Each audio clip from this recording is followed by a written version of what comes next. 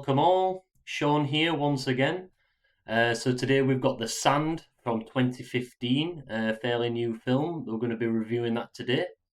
If you're new to the channel and you enjoy what you see, please consider subscribing. It'll really help us out and help the channel grow.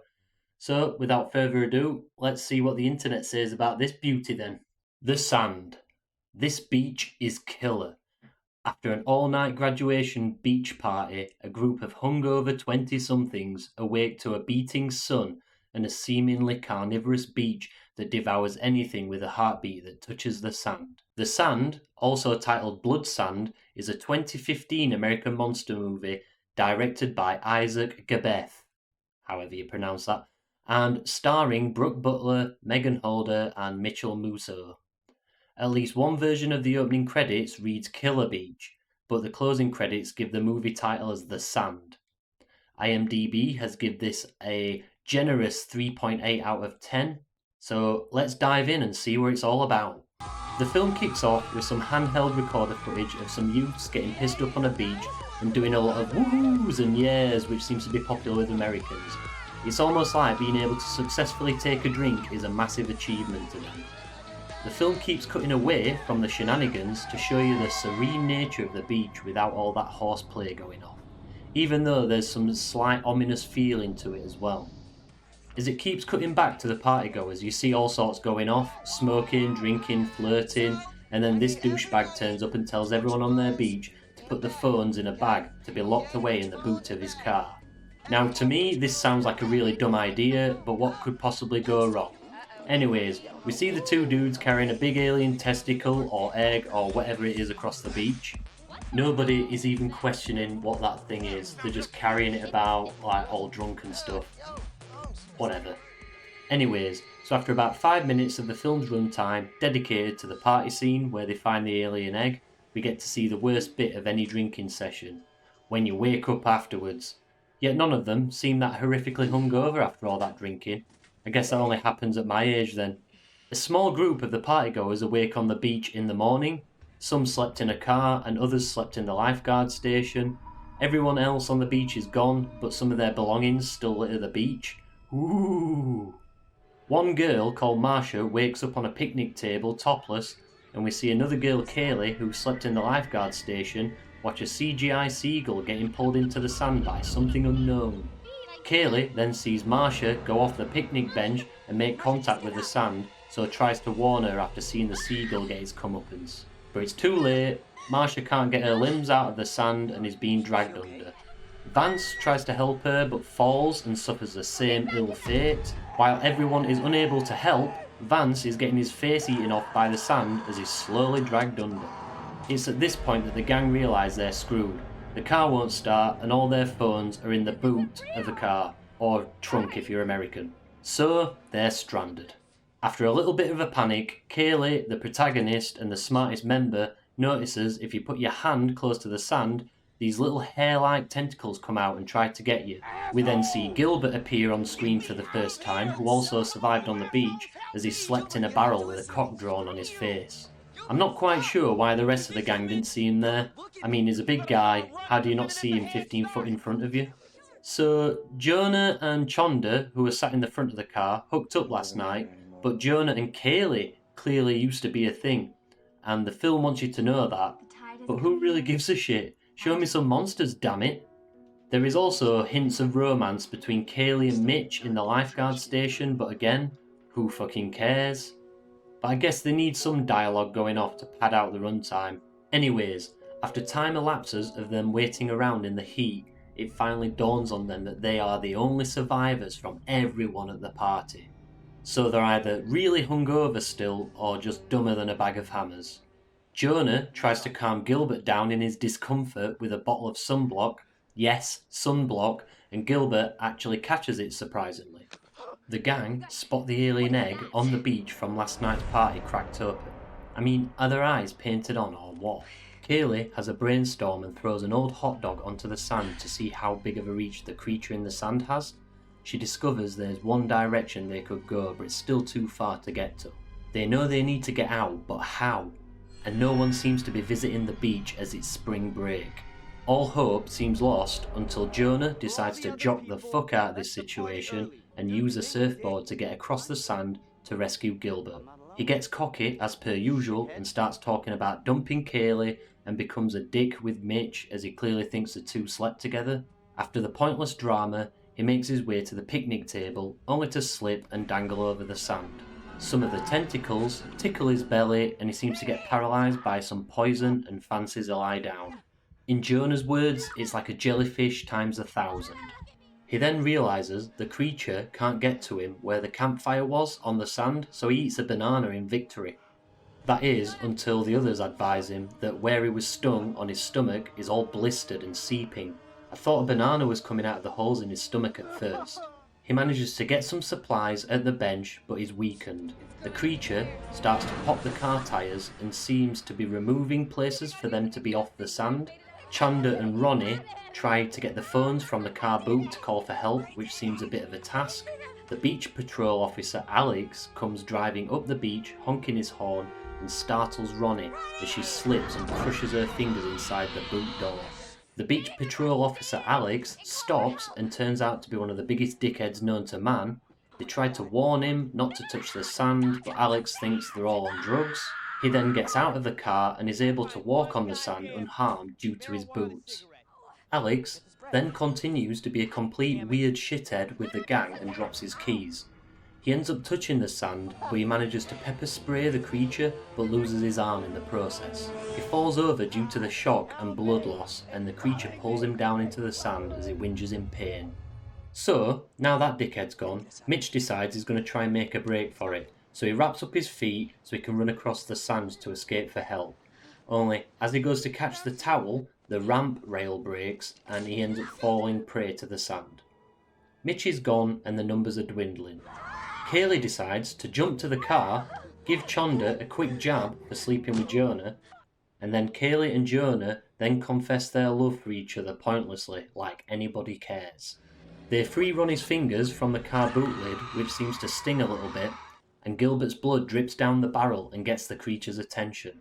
Chanda and Kaylee work together and use the railings from the lifeguard stand as a bridge to cross the sand to get to Jonah on the picnic bench. All the while, bringing up her man-stealing ways, again, no one fucking cares.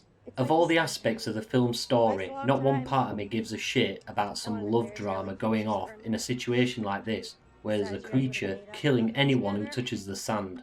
Gilbert realises how badly he's hurt in the barrel and cries out in pain, while Kaylee and Ronnie try to make their way to the bench where Jonah is.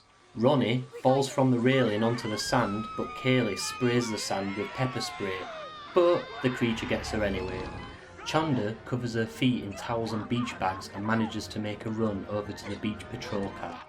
While Gilbert celebrates Chanda's success, the creature starts moving the barrel. After it stops, Gilbert thinks he's safe, but of course he isn't, and he gets sucked down the barrel like shit down a pipe. The creature then shakes the vehicle that Chanda is stood on, knocking her out cold on the bonnet.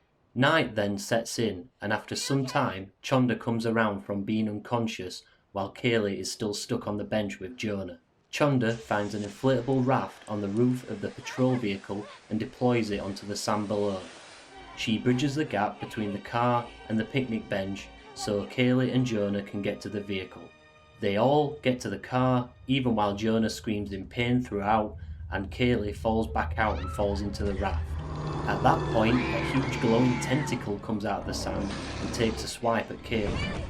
She makes it to the car roof and reaches for one of the 2 petrol containers on the back of the vehicle, but the tentacle pops back up and pretty much impales the container. She then goes for the second container and pours it round the back of the vehicle, and matches in hand waits for the creature to pop back up. Once it pops up, Kaylee throws a match and sets the creature ablaze. She then gets back in the vehicle, but the creature tries opening the door surprisingly unharmed, but the girls fight it off. It then goes away and pisses off back into the sand. The girls have a cry in the car and the scene fades to black. It fades back in again and we see Jonah lifeless, so I'm guessing he didn't survive his injuries throughout the night, whatever they were, as it wasn't really clear. A surfer approaches the vehicle window and checks if everyone is alright. The girls get out of the car and the sand appears to be safe to stand on again. They don't explain anything to the surfer, and he looks rather confused and upset there's a dead Jonah in the front seat. You then see an aerial view of the beach, and it seems everyone was stuck in a recess in the sand. And then finally, you see something large in the water heading towards the next populated beach, teasing a sequel, and then the film ends. So there we have it, everyone. The Sand. A film based around the premise of the floor is lava, touch it, and you die. I thought it was quite entertaining for what it was. Some great death scenes in there, and the acting wasn't that bad. I've seen a lot worse. The special effects were pretty shoddy, and you can tell the budget was small, but it looks like they did the best with what they had. The only thing I found rather annoying is them trying to inject a love story into some of the scenes where it wasn't called for. Not in that situation. I found that a bit tedious. It seemed to struggle for some interesting dialogue, so I guess it just jammed some lovey-dovey stuff in there to fill it out somewhat. Anyways, I thought it was okay for what it was, and it had me entertained throughout mostly. So, Jamie picked this one, so I'll let him rate it. Let's see what Jamie's views on the Sand were. This one was a good one for me because there is a few things in this film that I don't want to be critical of, and there is some bad acting scenes, there's some really good acting scenes, and there's some questionable directing as well. And it's the directing bits, the bad acting bits, and the just unusual storyline in this film, which the storyline doesn't really make sense. But Sean's already covered that. So I am going to start with I'm only realizing that the egg is 25 yards away from Big Guy in Barrel. Uh, Later on, after noticing him in the barrel, like did not being able to see it before, but it's literally 25 yards away from him. It just doesn't make sense as to why that was emphasized, that they only just realized that it kind of like hatched. And I get that they tried to do it for the story, but it just didn't make sense. Another thing with regarding the big guy in the barrel is he puts on this facade that he's baking in the sun, and I get it. I mean, and Sean understands when you have no hair, your head burns like crazy. Uh, and you would get heat stroke. Like straight away, you'd get heat stroke straight away. And this guy's been out in the sun for way too long. He applies some lotion and he starts feeling a little bit better. And then he finally gets some water. Now, if that were me, I'd have drank off the bottle and poured the other half over my head. I know it's not good for you. You get sunstroke, but it's just what I do. I'm bald. It's going to go over my head to cool it down. And he doesn't. He literally just watched this, and I'm going to freeze frame it at the end of the clip just to show you how much water he actually drank. Just give this a look.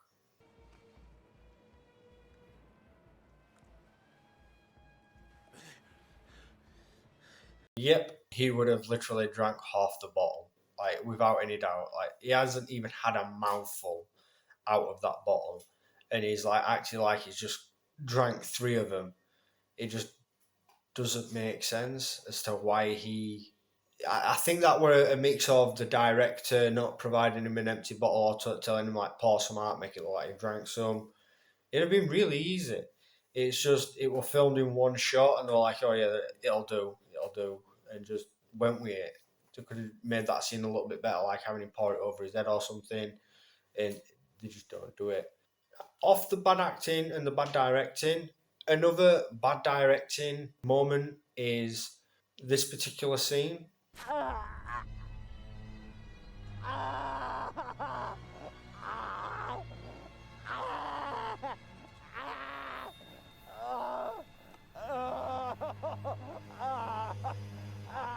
Help me! It's swallowing me! It's swallowing me! That shot is in a lot of films where the director wants you to understand the disconnect between the person doing something and the person having it done to them, or they want you to feel that this person is disconnected from whatever they're walking away from. I don't see why they use that particular shot in this film. Like there were no other reason for her to walk away and for the director to emphasize that in the way that he did. I just hate it when directors do that.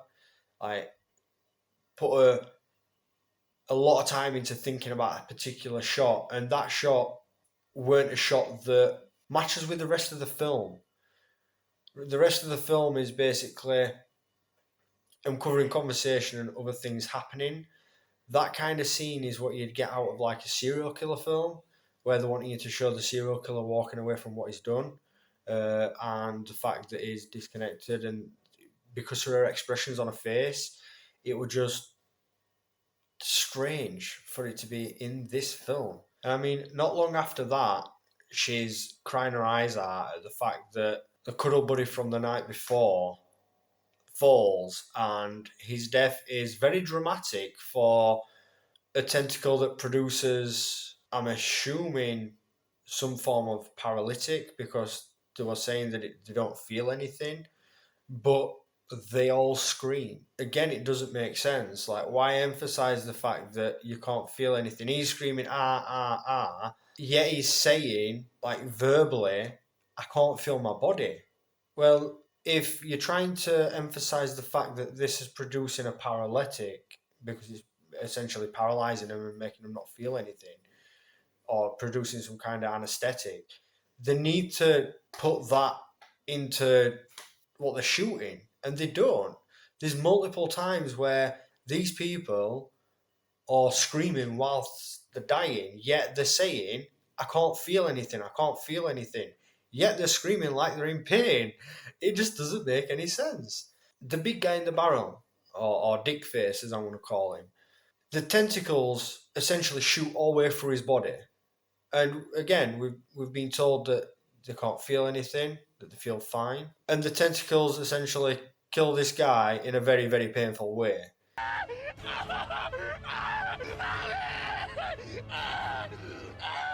It's got me!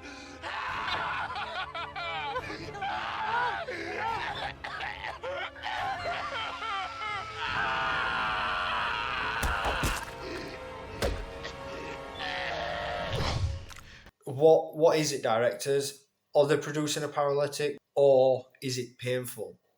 We need to know. With Big Guy in the Barrel, the tentacles decide to stretch. And I mean, this guy's what? I'm assuming he's going to be about 5 foot, and they go at least a foot above him. So we're talking 6 to 7 foot tentacles wrap around him, yet they're safe on a bench. A bench only goes up like 3 foot, 4 foot. Again, there's no continuity between shots. Like 1 minute they're all tiny, the next minute they're absolutely giant. And that is because the director went down the route of, well, we need to make them big for these scenes, but they're small for these scenes, but there's no explanation as to why or how. And that moves me to the car scene. After he eats the big guy, I mean, it's a lot of fuel. Like, he is a big guy. So I would expect it to grow a little bit. Now, I wouldn't expect it to grow double in size after eating one person, because that's essentially what it does. It grows above the car, above her. It's huge. It's like 25 foot tall. It's massive. It's spinning around. It's producing other tentacles. I mean, if they are tentacles and it's not like a gel that can like produce larger tentacles or small tentacles, kind of like a fluid. If it actually has a length to a tentacle, then I could kind of understand why there'd only be certain ones coming out. But it looks like it's a jelly type entity. I'm going to call it an entity because we don't know what it is. And there's no continuity as to length or size of it. And you can kind of see the size of it at the end with regards to the crater it leaves in the beach, and then how big it is in the water. But again, why does it choose to be big at some parts of the film and then small at the others? Like, it managed to reach his belly, yet it couldn't reach them on a 4 foot wooden beam. And I'll put these shots up to show you how tall it was getting to how tall it were at particular scenes.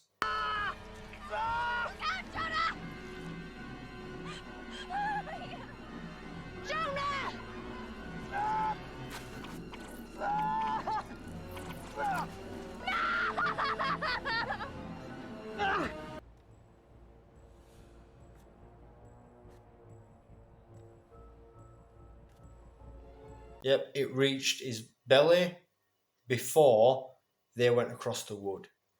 And another thing that they didn't really explain is this scene.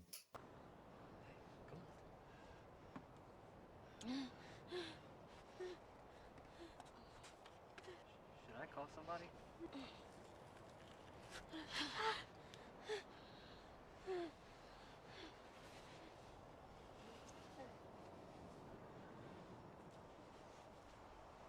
Hey, bud.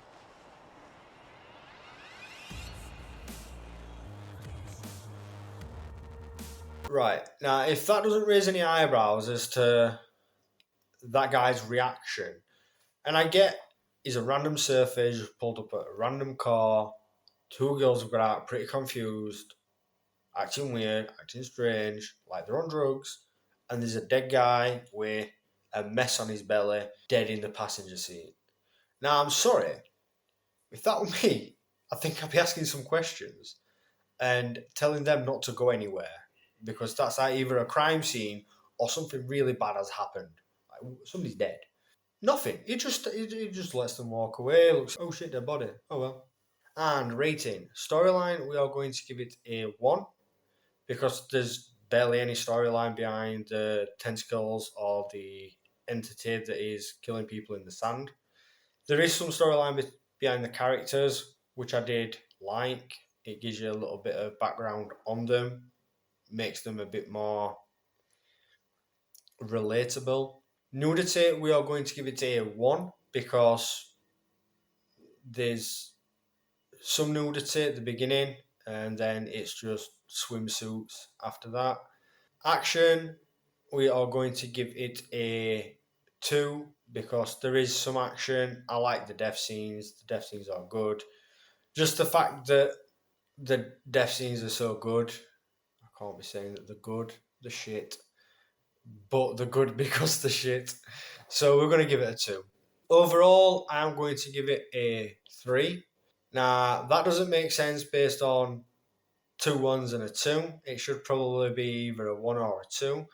The reason I'm going to rate the overall as a 3 is because I enjoyed it. That's it from us for now. Hope you enjoyed the review. Don't forget to like and subscribe. Bye then.